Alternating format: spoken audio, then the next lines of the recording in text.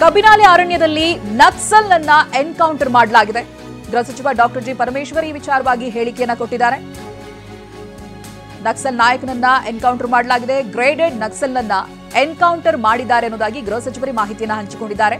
ಖಚಿತ ಮಾಹಿತಿಯ ಮೇರೆಗೆ ಕಾರ್ಯಾಚರಣೆಯನ್ನ ಮಾಡಿದ್ದಾರೆ. ಅಲ್ಲಿ 20 ವರ್ಷಗಳಿಂದ ಪೊಲೀಸರು ಹುಡುಕ್ತಾ ಇದ್ರು ಮೋಸ್ಟ್ ವಾಂಟೆಡ್ ನಕ್ಸಲ್ ಈತ. ಪೊಲೀಸರಿಂದ ತಪ್ಪಿಸಿಕೊಂಡು ಓಡಾಡ್ತಾ ಇದ್ದ. ಅನೇಕ ಎನ್ಕೌಂಟರ್ಗಳಲ್ಲಿ ವಿಕ್ರಮ್ ತಪ್ಪಿಸಿಕೊಂಡಿದ್ದ ಅನ್ನೋದಾಗಿ ಹೋಮ್ ಮಿನಿಸ್ಟರ್ ಮಾಹಿತಿಯನ್ನ ಹಂಚಿಕೊಂಡಿದ್ದಾರೆ. ವಿಕ್ರಮ್ ಗೌಡ ಅಂತ ಹೇಳಿ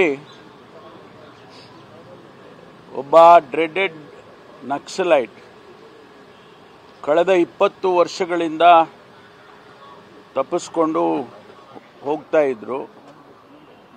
ಪೊಲೀಸ್ನವರು ಅನೇಕ ಸಂದರ್ಭದಲ್ಲಿ ಸೈಟ್ ಮಾಡಿದ್ರು ಕೂಡ ಅವರನ್ನು ಕ್ಯಾಪ್ಚರ್ ಮಾಡೋದಾಗಲಿ ಅಥವಾ ಎನ್ಕೌಂಟರ್ ಮಾಡೋದಾಗಲಿ ಆಗ್ತಿರಲಿಲ್ಲ.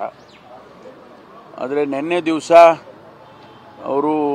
ನಾವು ಹಿಂದೆ ಕಳೆದ ವಾರ ರಾಜು ಮತ್ತು ಲತಾ ಅಂಥೇಳಿ ಅವರು ಇಬ್ಬರು ನಕ್ಸಲೈಟ್ಸು ಸೈಟ್ ಆಗಿದ್ದರು ಅಂಥೇಳಿ ಅವರನ್ನು ಆ ಏರಿಯಾದಲ್ಲಿ ಕೋಂಬ್ ಮಾಡುವಾಗ ಮತ್ತು ಇನ್ಫಾರ್ಮೇಷನ್ ಸಿಕ್ಕಿದ ಮೇಲೆ ಇವರು ಅವರನ್ನು ಹುಡ್ಕೊಂಡು ಹೋಗಿದ್ದಾರೆ.